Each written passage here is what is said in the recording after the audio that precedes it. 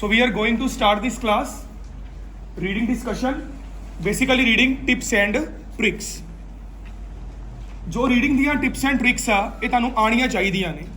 Mean to say we can say vocabulary ਹੋਣੀ ਚਾਹੀਦੀ ਹੈ, ਸੈਂਟੈਂਸ ਫਾਰਮੇਸ਼ਨ ਆਣੀ ਚਾਹੀਦੀ ਹੈ, ਤੁਹਾਨੂੰ ਪਤਾ ਲੱਗਣਾ ਚਾਹੀਦਾ ਕਿ ਆਥਰ ਰਾਈਟਰ ਜਾਂ ਪੋਇਟ ਜੋ ਵੀ ਹੈ ਕੋਈ ਰੀਡਿੰਗ ਦੇ ਵਿੱਚ ਉਹ ਕੀ ਗੱਲ ਕਰ ਰਿਹਾ ਹੈ। ਆਪਣੀ ਇਸ ਤੋਂ ਪਹਿਲਾਂ ਵੀ ਕਈ ਵੀਡੀਓਜ਼ ਅਪਲੋਡਡ ਨੇ, ਹੁਣ ਵੀ ਇੱਕ ਆ ਵੀਡੀਓ ਅਪਲੋਡ ਕਰਾਂਗੇ ਜਿਹਦੇ ਵਿੱਚ ਆ ਦੱਸਾਂਗੇ ਕਿ ਆਪਾਂ ਪ੍ਰੋਪਰ ਰੀਡਿੰਗ ਨੂੰ ਕਿਸ ਤਰੀਕੇ ਨਾਲ ਅਕੰਪਲਿਸ਼ ਕਰਨਾ ਹੈ।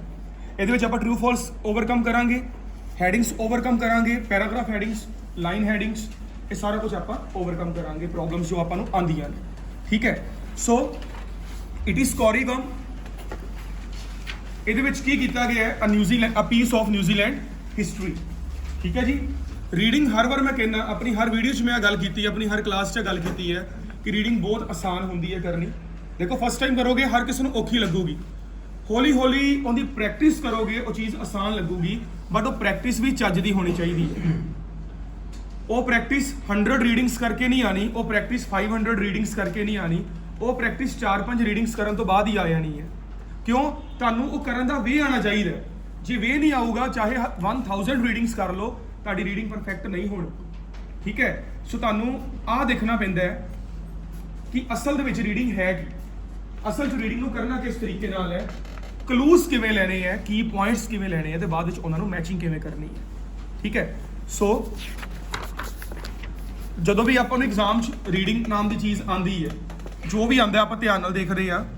Right the correct letter A to F in boxes 28 to 33 on your answer sheet, 28 to 33 sorry. ਠੀਕ ਹੈ, ਇੱਕ ਤਾਂ ਤੁਸੀਂ ਰੀਡਿੰਗ ਜਦੋਂ ਕਰਦੇ ਹੋ ਸ਼ੀਟਸ ਤੇ ਬਹੁਤ ਜ਼ਿਆਦਾ ਗੰਦਗੀ ਫੈਲਾ ਦਿੰਦੇ ਹੋ, ਜਿਹਦੇ ਕਰਕੇ ਤੁਸੀਂ ਸੈਕਿੰਡ ਟਾਈਮ ਉਹਨੂੰ ਨਹੀਂ ਪੜ੍ਹ ਪਾਉਂਦੇ। ਐਗਜ਼ਾਮ 'ਚ ਫੇਲ ਹੋਣ ਦਾ ਸਭ ਤੋਂ ਵੱਡਾ ਕਾਰਨ ਹੀ ਆ ਹੈ। ਸ਼ੀਟਾਂ ਤੇ ਐਕਸੈਸਿਵਲੀ ਗੰਦ ਨਾ ਮਾਰੋ। ਠੀਕ ਹੈ, try to do skim and scan, skimming and scanning ਕਰੋ, that would be fruitful for each and everybody. ਠੀਕ ਹੈ, ਉਹ ਕਹਿੰਦਾ an example of a domestic product made of high quality gum. ਕੋਈ ਡੋਮੈਸਟਿਕ ਪ੍ਰੋਡਕਟ ਆ ਜੋ ਹਾਈ ਕੁਆਲਿਟੀ ਗਮ ਦਾ ਬਣਿਆ ਹੋਇਆ।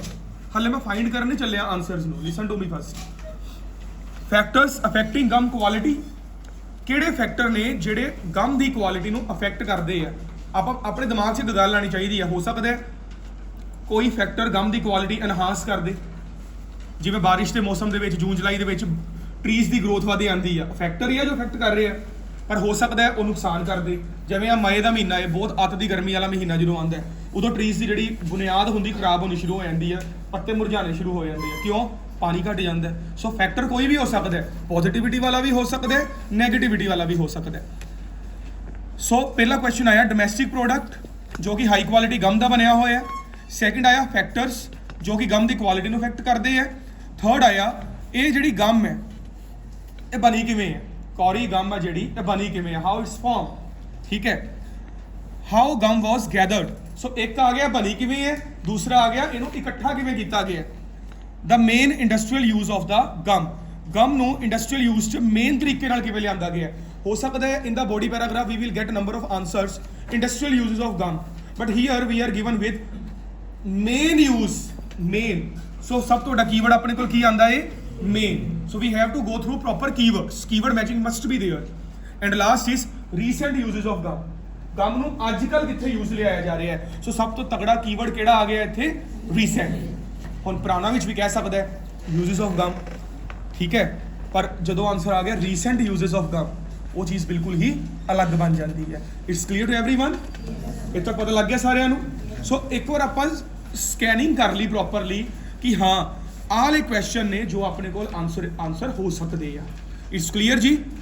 ਨਾਓ please come to the section here, so please try to find answer in paragraph A paragraph ਦੇ ਵਿੱਚ answer find ਕਰਨ ਦੀ ਕੋਸ਼ਿਸ਼ ਕਰੋ। ਕੋਈ ਆਨਸਰ ਮਿਲ ਰਿਹਾ ਹੈ, ਬਿਕੋਜ਼ ਉਹਨੇ ਕਿਹਾ ਕੋਈ ਵੀ ਆਨਸਰ ਆ ਸਕਦਾ ਹੈ from A to F।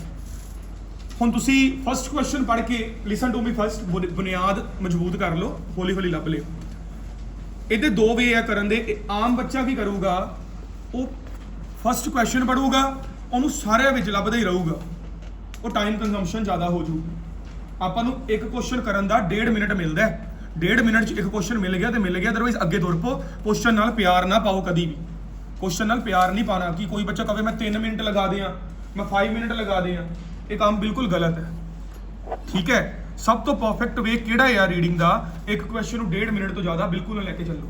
ਹਾਂ, ਹੁਣ ਤੁਸੀਂ ਕਈ ਬੱਚੇ ਤੁਹਾਡੇ ਜੋ ਫਸਟ ਟਾਈਮ ਕਰ ਰਹੇ ਆ, ਸੋ ਭਾਵੇਂ 3 ਮਿੰਟ ਲਗਾ ਲਓ, ਬੁਨਿਆਦ ਮਜ਼ਬੂਤ ਕਰ ਲਓ। ਇੱਕ ਵਾਰ ਭਜਨਾ ਆ ਗਿਆ, ਈਜ਼ੀਲੀ ਕੰਮ ਸਹੀ ਰਹਿਣਗੇ ਤੁਹਾਡੇ। ਠੀਕ ਹੈ, ਫਸਟ ਬੋਡੀ ਪੈਰਾਗ੍ਰਾਫ ਪੜੋ, ਸੈਕਸ਼ਨ A ਪੜੋ। ਬਹੁਤ ਜ਼ਿਆਦਾ ਸਲੋ ਸਪੀਡ ਤੇ ਨਹੀਂ ਪੜਨਾ, ਬਹੁਤ ਜ਼ਿਆਦਾ ਫਾਸਟ ਸਪੀਡ ਤੇ ਨਹੀਂ ਪੜਨਾ, ਸਕੈਨਿੰਗ ਕਰਨੀ ਹੈ, ਸਕੈਨਿੰਗ ਐਂਡ ਸਕਿਮਿੰਗ। ਠੀਕ ਹੈ, ਆਰਾਮ ਨਾਲ ਦੇਖੋ ਵੀ ਇਹਦਾ ਕੀ ਆਨਸਰ ਬਣ ਰਿਹਾ ਤੁਹਾਡੇ accordingly.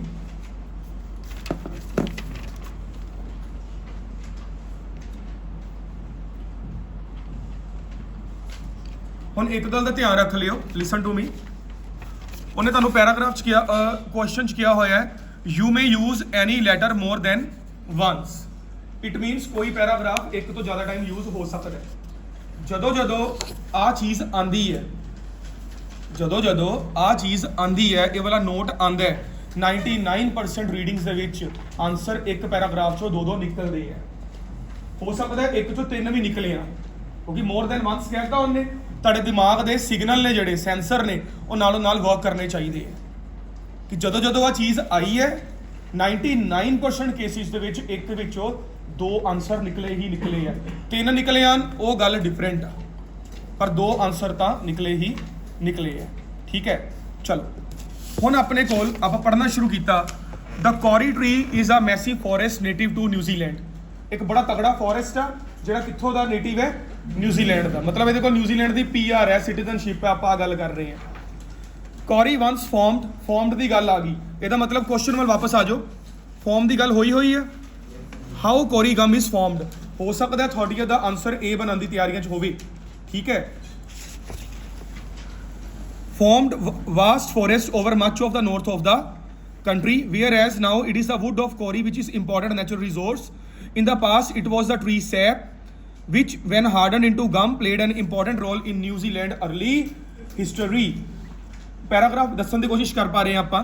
After running from rips or tears in the bark of trees, the sap hardens to form the lumps of gum. Answer ਮਿਲ ਗਿਆ। How it's formed? ਕਹਿੰਦਾ ਇਹਨਾਂ ਅੰਦਰੋਂ ਕੁਝ ਨਿਕਲਦਾ ਹੈ। ਤੁਸੀਂ ਕਈ ਵਾਰ ਆਪਣੇ ਆਲੇ ਦੁਆਲੇ ਰੁੱਖ ਲੱਗੇ ਦੇਖੇ ਹੋਣਗੇ ਬਕੈਨ ਦੇ, ਉਹਦੇ 'ਚ ਇੱਕ ਗਮ ਨਿਕਲਦੀ ਹੈ ਤੇ ਉਹ ਗਮ ਉਸ ਤੋਂ ਬਾਅਦ ਉਹਦੇ ਉੱਪਰ ਆ ਕੇ ਚਿਪਕੀ ਜਾਂਦੀ ਹੈ ਚੰਗੀ ਤਰ੍ਹਾਂ। ਆਪਾਂ ਪੰਜਾਬ ਦੇ ਵਿੱਚ ਵੀ ਆਪਣੇ ਕੋਲ ਬਕੈਨ ਹੈਗੀ ਹੈ ਜਿਹਦੇ 'ਚੋਂ ਗਮ ਪ੍ਰੋਪਰ ਨਿਕਲਦੀ। ਕਈ ਲੋਕ ਉਹਨੂੰ ਕਹਿੰਦੇ ਆਇਲ ਆ, ਬਟ ਅਸਲ 'ਚ ਉਹ ਕੀ ਹੁੰਦੀ ਹੈ?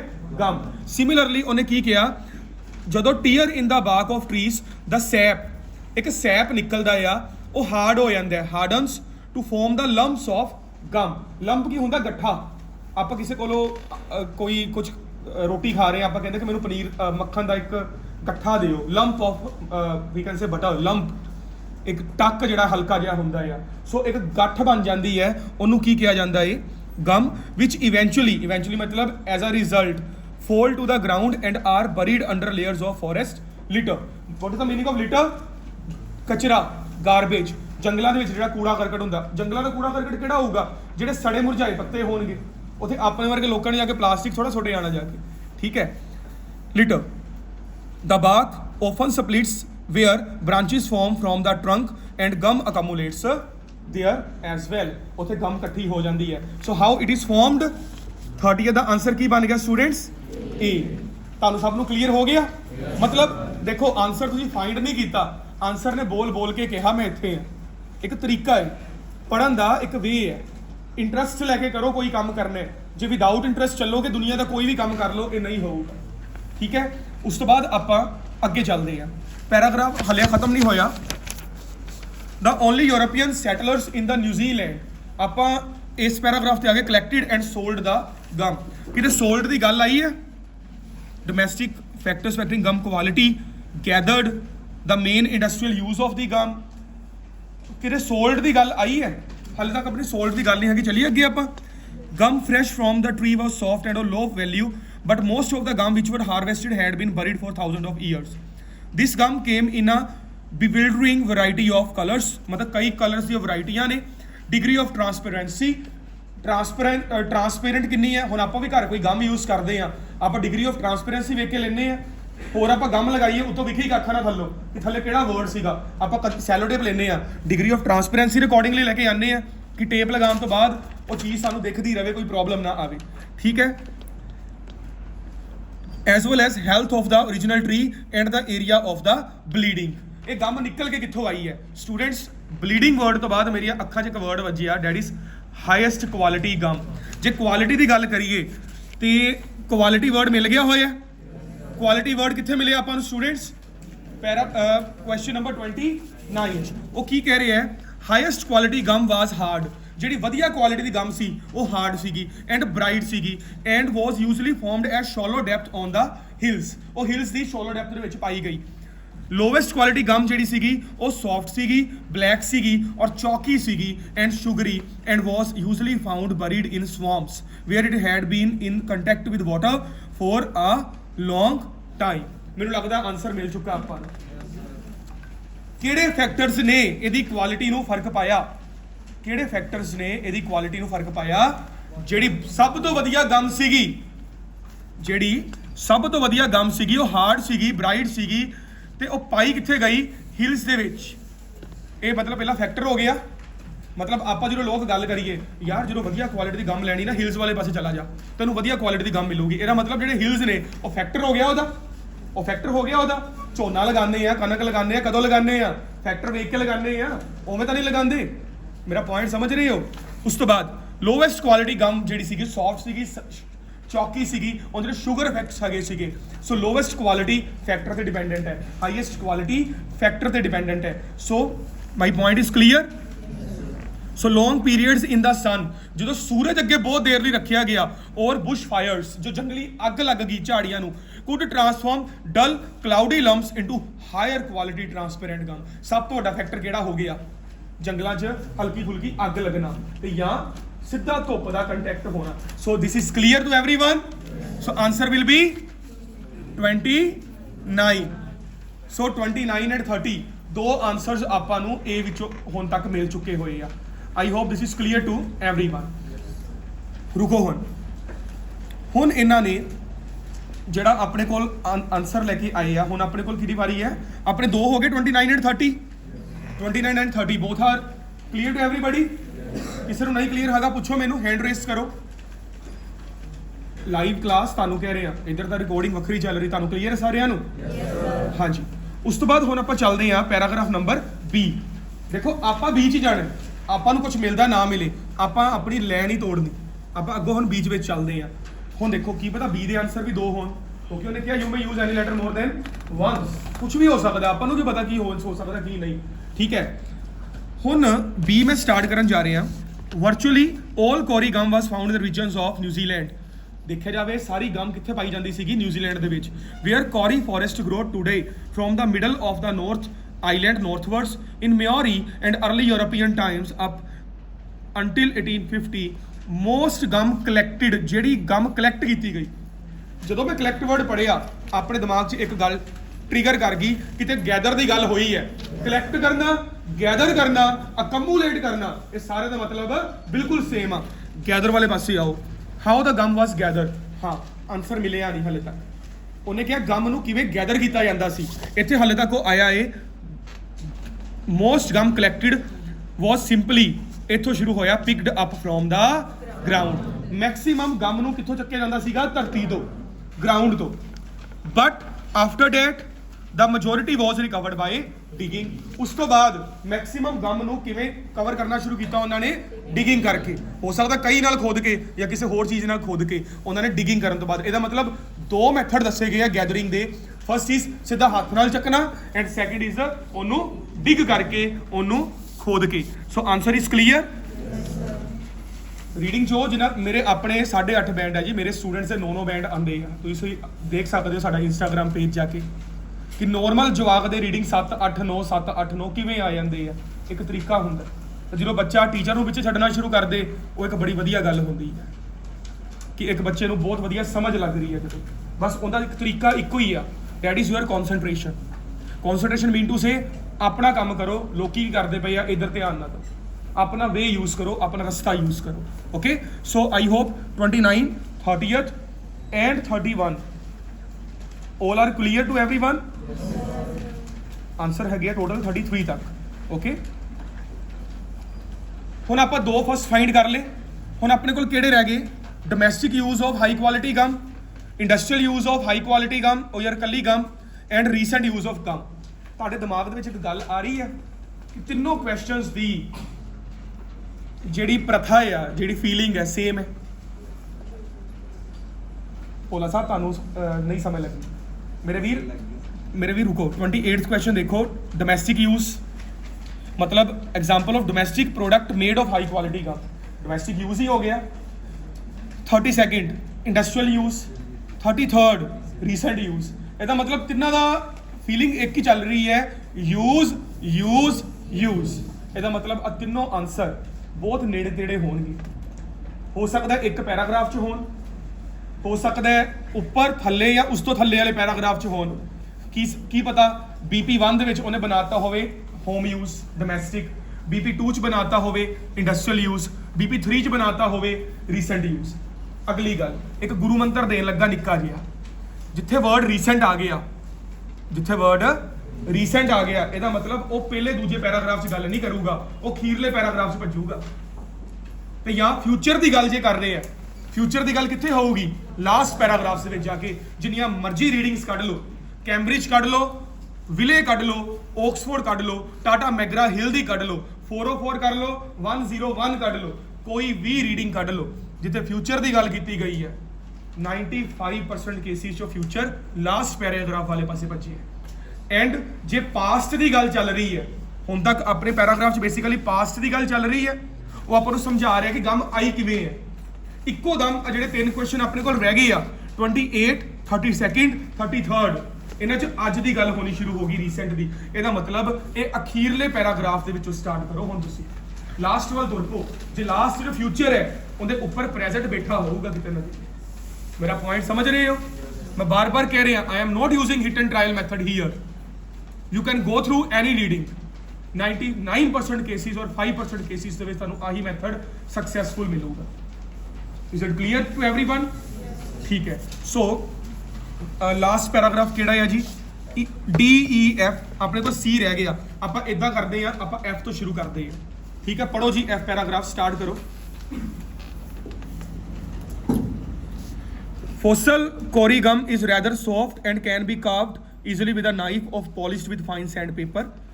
ਦੇਖੋ ਤੁਸੀਂ ਕਹਿ ਸਕਦੇ ਹੋ ਸਰ ਆ ਵੀ ਤਾਂ ਆਨਸਰ ਹੋ ਸਕਦਾ ਹੈ, ਇਹਨੂੰ ਕਿਵੇਂ ਫਾਰਮ ਕੀਤਾ ਜਾਂਦਾ ਹੈ, ਇਹਨੂੰ ਕਿਵੇਂ ਕਲੈਕਟ ਕੀਤਾ ਜਾਂਦਾ ਹੈ। ਪਰ ਧਿਆਨ ਨਾਲ ਦੇਖੋ ਤੇ ਫੋਸਿਲ ਕੋਰੀ ਗਮ ਹੈ। ਫੋਸਿਲ मतलब ਕਿਹੜੀ? ਫੋਸਿਲ ਦਾ मतलब ਕਿਹੜੀ? ਜਿਹੜੀ ਬਹੁਤ ਪੁਰਾਣੀ, ਜਿਵੇਂ ਫੋਸਿਲ ਫਿਊਲ ਹੁੰਦੇ ਆ। ਸੋ ਆਪਾਂ ਨੂੰ ਫੋਸਿਲ ਵਰਡ ਹੀ ਨਹੀਂ ਕਿਤੇ ਦਿੱਤਾ ਹੋਇਆ। So don't be confused here, confuse ਨਾ ਹੋਇਓ। ਠੀਕ ਹੈ। In the time of Queen Victoria of England, some pieces were made into fashionable amber beads that women wore around their necks। ਪੁਰਾਣੇ ਸਮੇਂ 'ਚ ਲੈ ਗਿਆ ਉਹ। ਕਹਿੰਦਾ ਕੁਈਨ ਵਿਕਟੋਰੀਆ ਦੇ ਸਮੇਂ 'ਚ ਲੇਡੀਜ਼ ਸੀ ਜਿਹੜੀਆਂ, ਉਹ ਗਲੇ ਦੇ ਵਿੱਚ ਇਹਦਾ ਬਣਾਇਆ ਹੋਇਆ ਮਨਕੇ ਪਾਉਂਦੀਆਂ ਸੀਗੀਆਂ। ਠੀਕ ਹੈ। The occasional lump that contained preserved insect were prized for use in necklaces and bracelets. Many of the gum diggers enjoyed the occasional spell of carving and produced a wide variety of small sculpture pieces. Many of these carvings can be seen today in the local museum। ਅੱਜ ਦੀ ਗੱਲ ਆ ਗਈ, today ਆ ਗਈ। today मतलब recent। Keyword to keyword matching ਹੋਣੀ ਸ਼ੁਰੂ ਹੋਈ ਕਿਤੇ ਨਾ ਕਿਤੇ। ਇਹਦਾ मतलब ਦਿਮਾਗ ਦੇ ਵਿੱਚ ਆਉਣਾ ਸ਼ੁਰੂ ਹੋ ਗਿਆ। 33ਵਾਂ ਆਨਸਰ ਬਣ ਸਕਦਾ ਹੈ, ਕਿਉਂਕਿ ਨਾ ਤਾਂ ਉਹਨੇ ਹੋਮ ਯੂਜ਼ ਦੀ ਗੱਲ ਕੀਤੀ ਹੈ, ਠੀਕ ਹੈ, ਨਾ ਹੀ ਉਹਨੇ ਇੰਡਸਟਰੀਅਲ ਯੂਜ਼ ਦੀ ਗੱਲ ਕੀਤੀ ਹੈ। ਉਹਨੇ ਬਸ ਇੰਨੀ ਗੱਲ ਕਹੀ ਹੈ, ਕੁਈਨ ਦੇ ਟਾਈਮ ਲੇਡੀਜ਼ ਆਪਣੇ ਗਲੇ 'ਚ ਨੈਕਲੇਸ ਪਾਉਂਦੀਆਂ ਸੀ, ਪਰ ਉਹ ਗੱਲ ਹੈ ਪਾਸਟ ਦੀ। ਆਪਾਂ ਨੂੰ ਮਿਲਿਆ ਹੋਇਆ ਇਹ ਪ੍ਰੈਜ਼ੈਂਟ ਦੇ ਵਿੱਚ, ਇਹ ਪ੍ਰੈਜ਼ੈਂਟ ਦੇ ਵਿੱਚ ਆ ਰਿਹਾ। ਠੀਕ ਹੈ। ਹਾਂ ਇੰਨਾ ਕਰ ਸਕਦੇ ਆ, 28 ਨੂੰ ਸ਼ੱਕ ਦੀ ਨਿਗਾਹ ਨਾਲ ਦੇਖ ਸਕਦੇ ਆ। ਕੋਈ ਘਰ 'ਚ ਰੱਖੀ ਚੀਜ਼ ਜਿਹੜੀ ਹਾਈ ਕੁਆਲਿਟੀ ਗਮ ਤੋਂ ਬਣੀ ਹੋਈ ਹੈ, ਪਰ ਉਹ ਸ਼ੱਕ ਅਖੀਰ 'ਚ ਡਾਊਟ 'ਚ ਬਦਲਾਂਗੇ ਆਪਾਂ। ਓਵਰ ਦਾ ਈਅਰਸ ਕਈ ਸਾਲ ਬੀਤ ਗਏ। ਗਮ head also been used in number of minor products such as ingredient in marine glue and candles। ਲਓ ਜੀ ਆਣਾ ਸ਼ੁਰੂ ਹੋ ਗਿਆ। ਮਰੀਨ ਗਲੂ ਭਲਾ ਕਿਹੜੀ ਹੁੰਦੀ ਹੈ? ਫੈਵੀਕੋਲ ਭਲਾ ਕਿਹੜੀ? ਮਰੀਨ। ਐਡ ਆਂਦੀ ਹੁੰਦੀ ਹੈ ਪਾਣੀ में भी चले, that's marine। ਠੀਕ ਹੈ। Marine glue and candles. Candle ਜਿਹੜੀ ਆਪਾਂ ਮੋਮਬੱਤੀਆਂ ਘਰਾਂ 'ਚ ਯੂਜ਼ ਕਰਦੇ, ਵੈਕਸ ਉਹਦੀ। ਇਨ ਦਾ ਲਾਸਟ ਡੈਕੇਡ, ਪਿਛਲੇ ਸਾਲ ਤੱਕ ਆ ਗਿਆ ਜੇ, ਪਿਛਲੇ 10 ਸਾਲਾਂ ਤੱਕ। It has had a very limited use in the manufacture of extremely high grade varnish for violins. ਪਿਛਲੇ 10 ਸਾਲ ਤੱਕ ਗੱਲ ਕੀਤੀ ਹੈ ਉਹਨੇ। ਜਿਹੜੀ ਵਾਇਲਨ ਤੇ ਆਪਾਂ ਕਿਊ ਕਾਰਡ ਵੀ ਕੀਤਾ ਹੋਇਆ ਨਾ, ਵਾਇਲਨ ਤੇ ਜੋ ਪਾਲਿਸ਼ ਹੁੰਦੀ ਹੈ ਆਪਣੇ ਘਰਾਂ ਦੇ ਦਰਵਾਜ਼ਿਆਂ ਤੇ ਵੀ ਹੁੰਦੀ ਹੈ, ਉਹਨਾਂ ਵਿੱਚ ਵੀ ਕਹਿੰਦਾ ਪਿਛਲੇ 10 ਸਾਲ ਤੱਕ ਚੀਜ਼ ਯੂਜ਼ ਹੁੰਦੀ ਰਹੀ ਹੈ। But the gum of the magnificent kauri tree remains an important part of the New Zealand history. So ਉਹਨੇ ਸਾਰੀਆਂ ਗੱਲਾਂ ਆਪਾਂ ਨੂੰ ਕਰਤੀਆਂ ਕਿ ਪੁਰਾਣੇ ਮਤਲਬ 10 ਸਾਲਾਂ ਦੇ ਵਿੱਚ ਇਹਨੂੰ ਮੈਕਸਿਮਮ ਕਿਹੜੇ ਕੰਮ ਦੇ ਵਿੱਚ ਲੈ ਕੇ। ਸੋ ਆਪਾਂ ਨੂੰ ਆਨਸਰ ਇੱਥੋਂ ਮਿਲਣਾ ਸ਼ੁਰੂ ਹੋ ਗਿਆ। ਓਵਰ ਦਾ ਈਅਰ, ਸਾਲ ਬੀਤਦੇ ਗਏ ਆ, ਗਮਸ ਨੂੰ ਯੂਜ਼ ਕੀਤਾ ਗਿਆ। ਹੈਜ਼ ਪ੍ਰੈਜ਼ੈਂਟ ਆ ਗਿਆ ਇੱਥੇ ਆਪਣਾ, ਕਿਹਦੇ ਵਿੱਚ? A number of minor products like ingredient in marine glue and candles. ਇਹਨਾਂ ਨੂੰ ਸਾਰੇ ਚੀਜ਼ਾਂ ਯੂਜ਼ ਕੀਤਾ ਗਿਆ। ਨਾਲ ਹੀ ਉਹ ਕਹਿ ਰਿਹਾ ਇਨ ਦਾ ਲਾਸਟ ਡੈਕੇਡਸ, ਪਿਛਲੇ ਕੁਝ ਇੱਕ ਦਹਾਕਿਆਂ ਤੋਂ, in the last decades it has had a very limited use in the manufacture of extremely high grade varnish for violence। so a ਸਾਰੀ ਗੱਲ ਕਿੱਧਰ ਆ ਗਈ? recent uses of cory gum। ਕਿਹੜੇ recent use ਨੇ ਮੈਂ ਐਕਸਪਲੇਨ ਕਰ ਰਿਹਾ। varnish, ਹੋਰ ਕਿਹੜਾ recent use ਹੈ ਜੀ? marine glue, ਹੋਰ ਕਿਹੜਾ ਹੈ? candles। so ਇਹ ਸਾਰਾ ਕਿਹਦੇ ਵਿੱਚ ਚਲਾ ਗਿਆ? recent uses ਦੇ ਵਿੱਚ। so answer will be F। clear to everyone? ਹੁਣ ਦੋ ਰਹਿ ਗਏ, ਇੱਕ ਰਹਿ ਗਿਆ ਬਸ ਡੋਮੈਸਟਿਕ ਯੂਜ਼, ਡੋਮੈਸਟਿਕ ਪ੍ਰੋਡਕਟ ਦਾ ਨਾਮ ਲੈਂਦੀ ਪਈ ਆ, and industrial use. So answer 28th and 32nd find ਕਰੋ। ਹੁਣ ਇਸ ਤੋਂ ਉੱਪਰ ਚੱਲੋ, ਈ ਦੇ ਵਿੱਚ ਜਾਓ, ਈ ਦੇ ਵਿੱਚ ਦੇਖੋ 32nd ਐਂਡ ਆਪਣਾ ਕਿਹੜਾ ਰਹਿ ਗਿਆ? 28th। ਠੀਕ ਹੈ, ਇੱਕ ਚ ਕਹਿ ਰਿਹਾ ਕੋਈ ਘਰ ਦਾ ਪ੍ਰੋਡਕਟ ਹੈ, ਡੋਮੈਸਟਿਕ ਪ੍ਰੋਡਕਟ ਜਿਹੜਾ ਇਸ ਗਮ ਦਾ ਬਣਿਆ ਹੋਇਆ ਹੈ, ਤੇ ਇੱਕ ਉਹ ਕਹਿ ਰਹੀ ਹੈ ਇੰਡਸਟਰੀਅਲ ਯੂਜ਼ ਉਹਦੇ ਕੀ ਹਨ। ਦਾ ਫਸਟ ਮੇਜਰ ਕਮਰਸ਼ੀਅਲ ਯੂਜ਼, ਕਰ ਲਓ ਗੱਲ, ਸਟਾਰਟਿੰਗ ਹੋ ਗਈ ਜੀ। ਕਮਰਸ਼ੀਅਲ ਹੋ ਗਿਆ, ਕਮਰਸ਼ੀਅਲ ਮਤਲਬ of kauri gum was in the manufacture of high grade furniture. Answer ਮਿਲ ਗਿਆ। ਹਾਂਜੀ ਮੈਨੂੰ ਪੁੱਛੋ ਸਰ, ਉਹਨਾਂ ਨੂੰ ਤਾਂ ਪੁੱਛ ਰਹੇ ਹੋ। ਅੱਛਾ ਇਹਦੇ ਤੇ ਨਾ ਲਿਖੋ ਆਨਸਰਸ, ਆਪਣੇ ਸ਼ੀਟਸ ਤੇ ਨਾ ਲਿਖੋ, ਆਪਣੇ ਨੋਟਬੁੱਕਸ ਦੇ ਨਾਲ ਲਿਖੋ। ਆਦਤ ਵਧੀਆ ਰੱਖਿਆ ਕਰੋ, ਗਲਤ ਆਦਤ ਨਾ ਪਾਓ। ਫਿਰ ਕਹਿ ਰਿਹਾ ਗੰਦਗੀ ਨਾ ਫੈਲਾਓ, ਠੀਕ ਹੈ? ਸਫਾਈ ਦੇ ਨਾਲ ਚੱਲੋ ਬਿਲਕੁਲ। ਤੁਸੀਂ ਦੇਖੋ ਸਟਾਰਟਿੰਗ ਦੀ ਆ ਗਿਆ ਕਮਰਸ਼ੀਅਲ ਯੂਜ਼, ਘਰ ਦੇ ਵਿੱਚ ਇੱਕ ਬਹੁਤ ਵਧੀਆ ਹਾਈ ਗ੍ਰੇਡ ਫਰਨੀਚਰ ਬਣਿਆ ਸੀ। ਸੋ ਮੈਂ ਤਾਂ ਅੱਗੇ ਫਾਈਂਡ ਹੀ ਨਹੀਂ ਕਰਨਾ, ਆਨਸਰ ਵਿਲ ਬੀ 28। ਉਹਨੇ ਕਿਹਾ ਇੱਕ ਐਗਜ਼ਾਮਪਲ ਹੈ ਜੋ ਕਿ ਬਣੀ ਹੈ, ਕਿੰਦੇ ਤੋਂ ਬਣੀ ਹੈ? ਹਾਈ ਕੁਆਲਿਟੀ ਗਮ ਤੋਂ। ਠੀਕ ਹੈ, ਨਾਲੇ ਉਹਨੇ ਮੇਡ ਲਗਾਇਆ ਹੋਇਆ। ਮੇਡ ਕਿਹੜੀ ਫਾਰਮ ਹੈ? Made without the uses of have ਉਹਨੇ ਲਗਾਇਆ। ਇਟ ਮੀਨਸ ਇਹ ਪਾਸਟ ਵਿੱਚ ਜਾ ਰਿਹਾ ਹੈ, second form of verb use ਹੋਈ ਹੈ, ਤੇ ਇੱਥੇ ਵੀ ਵਾਜ਼ ਉਹਨੇ ਲਗਾਤਾ ਹੋਇਆ। So past is equal to past. ਕਿਤੇ ਪਾਸਟ ਨੂੰ equal to present or future ਨਾ ਕਰਦੇ ਹੋ, ਟੈਂਸ ਨੂੰ ਟੈਂਸ ਨਾਲ ਮਿਲਾ ਕੇ ਕੰਮ ਕਰਨੇ, ਤਾਂ ਜਾ ਕੇ ਸਾਰਾ ਕੁਝ ਸਹੀ ਹੁੰਦਾ, ਅਦਰਵਾਈਜ਼ ਗਲਤ ਹੋ ਜਾਂਦਾ। It's clear to everyone. And last ਰਹਿ ਗਿਆ ਕਿਹੜਾ ਹੈ? The industrial uses of gum. ਪੜ੍ਹਿਆ ਹੀ paragraph. Exported gum was in all oil varnishes being manufactured England favored ahead of gums because it was easier low temperature। industry ਦੀ ਗੱਲ ਹੀ ਨਹੀਂ ਹੋਈ। ਅਗਲਾ ਪੈਰਾ ਮਤਲਬ E the second para. about 1910 cory was found to be suitable ingredient in the production of some kinds of floor covering like linoleum। linoleum ਦੇ ਵਿੱਚ ਆ ਚੀਜ਼ ਬਣੀ ਹੈ। ਹੁਣ ਦੇਖੋ floor covering such as linoleum, floor coverings, floor covering ਘਰੇ ਤਾਂ ਨਹੀਂ ਬਣਦੀਆਂ। ਫਲੋਰ ਨੂੰ ਕਵਰ ਕਰਨਾ, ਟਾਇਲਾਂ ਟੂਲਾਂ ਲਾਉਣੀਆਂ, ਕਾਰਪੈਟਸ ਲਗਾਉਣੇ ਆ। ਇਹ ਨਾ ਇੱਕ ਪ੍ਰੋਡਕਟ ਹੁੰਦਾ ਏ, ਤੁਸੀਂ ਕਈ ਵਾਰ ਦੇਖਿਆ ਹੋਣਾ, ਛੱਤ ਲੀਕ ਨਾ ਕਰੇ ਉਹਦੇ ਉੱਤੇ ਇੱਕ ਗਮ ਨੂੰ ਵਿਛਾ ਦਿੰਦੇ ਆ।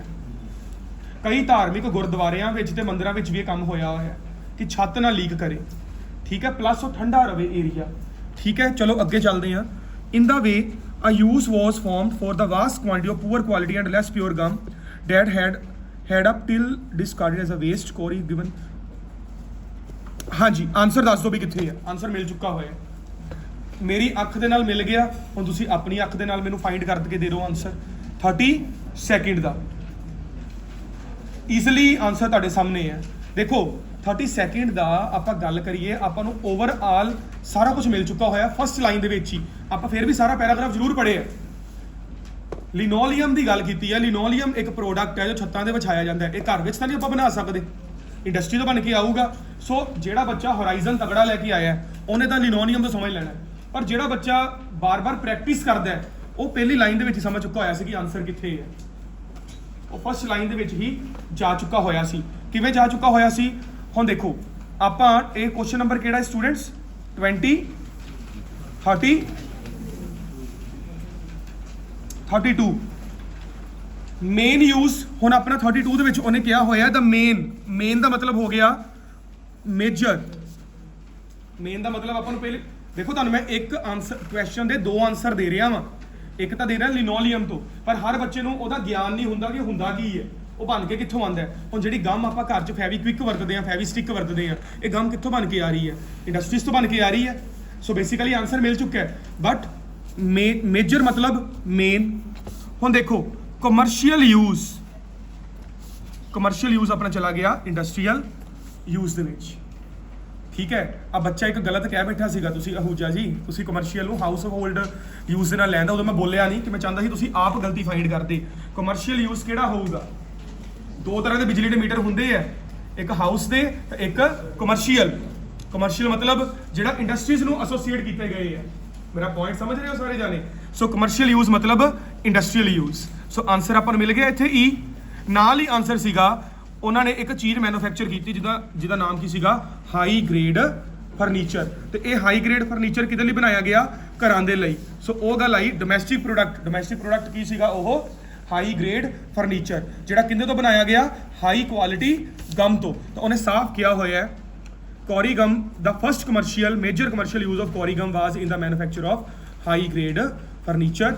ਵਾਰਨਿਸ਼, ਉਹਦੀ ਇੱਕ ਵਾਰਨਿਸ਼ ਯੂਜ਼ ਕੀਤੀ ਗਈ ਇਹਨਾਂ ਨੇ। A kind of clear paint used to treat wood. ਮਤਲਬ ਘਰ ਦੇ ਵਿੱਚ ਜਿਹੜਾ ਫਰਨੀਚਰ ਪਿਆ ਹੋਇਆ ਸੀ ਜਾਂ ਘਰ ਦੇ ਵਿੱਚ ਜਿਹੜੇ ਬੂਹੇ ਬਾਰੀਆਂ ਲੱਗੇ ਸੀ ਉਹਨਾਂ ਨੂੰ ਬਚਾਉਣ ਦੇ ਲਈ, ਉਹਨਾਂ ਦੀ ਪੇਂਟ ਕਰਨ ਦੇ ਲਈ ਸਭ ਤੋਂ ਵਧੀਆ ਗਮ ਤਿਆਰ ਕੀਤੀ ਗਈ। ਉਹਦਾ ਨਾਮ ਕੀ ਸੀਗਾ? High grade furniture varnish. So ਇਹਨੂੰ ਬੈਸਟ ਜਿਹੜੀ ਸੀਗੀ ਇਹਨੂੰ ਐਕਸਪੋਰਟ ਕੀਤਾ ਗਿਆ 1910 ਦੇ ਨੇੜੇ, ਐਂਡ ਉਸ ਤੋਂ ਬਾਅਦ ਬਾਕੀ ਗੱਲਾਂ ਇਹਦੇ ਵਿੱਚ ਚੱਲਣੀਆਂ ਸ਼ੁਰੂ ਹੋਈਆਂ। ਸੋ ਦੋ ਕੁਐਸਚਨਸ ਦਾ ਆਨਸਰ ਇੱਕ ਲਾਈਨ ਦੇ ਵਿੱਚ ਸੀਗਾ। ਠੀਕ ਹੈ, is it clear to everyone? So students ਇੱਕ A ਆਪਸ਼ਨ 2 ਵਾਰੀ ਯੂਜ਼ ਹੋਈ, ਇੱਕ E ਆਪਸ਼ਨ 2 ਵਾਰੀ ਯੂਜ਼ ਹੋਈ। ਤੇ ਜਿਹੜੇ ਵਿਚਾਰੇ ਬੱਚੇ ਨੂੰ ਇਹ ਗੱਲ ਦੱਸੀ ਨਹੀਂ ਗਈ ਕਿ ਜੇ ਉੱਤੇ ਲਿਖਿਆ ਹੋਇਆ you may use any letter more than once, ਉਹਨੇ ਤਾਂ ਪਾਗਲਾਂ ਵਾਂਗੂ ਸਾਰੇ ਪੈਰੇ ਪੜ੍ਹੀ ਜਾਣੇ ਤੇ ਅਖੀਰ ਤੋਂ ਉਹਨੇ ਕਹਿ ਦੇਣਾ ਕਿ ਮੈਂ ਰਹਿ ਜਾਣਾ ਜੀ ਰੀਡਿੰਗ 'ਚੋਂ। ਠੀਕ ਹੈ ਨਾ? ਮੈਂ ਫਿਰ ਕਹਿ ਰਿਹਾ ਰੀਡਿੰਗ ਕਰਨ ਦਾ ਇੱਕ ਵੇ ਹੈ, ਉਸ ਵੇ ਦੇ ਨਾਲ ਚੱਲੋ। ਜਿੰਨਾ ਰੀਡਿੰਗ ਦਾ ਰਿਜ਼ਲਟ ਆਂਦਾ ਪਿਆ ਸਾਰਾ 7+ ਜਾ ਰਿਹਾ ਮੈਕਸਿਮਮ। ਇਹ ਕਿਹੜੀ ਗੱਲੋਂ ਜਾ ਰਿਹਾ? Because of perfect way we are using to solve reading. So ਉਹ ਵੇ ਤੁਸੀਂ ਯੂਜ਼ ਕਰ ਸਕਦੇ। ਠੀਕ ਹੈ, ਥੈਂਕ ਯੂ। ਅਗਲੀ ਵੀਡੀਓ ਹੈ ਜਿਹੜੀ ਉਹਦੇ ਵਿੱਚ ਮੈਂ ਹੁਣੇ ਅਪਲੋਡ ਕਰਦਾ ਆਹ ਚੀਜ਼ ਨੂੰ, match each event with the correct time period A to I। ਇਹ ਸਾਡੀ ਵੀਡੀਓ ਨੰਬਰ 2 ਹੋਊਗੀ 16th of May ਦੇ ਨਾਮ ਦੇ ਨਾਲ। Thank you.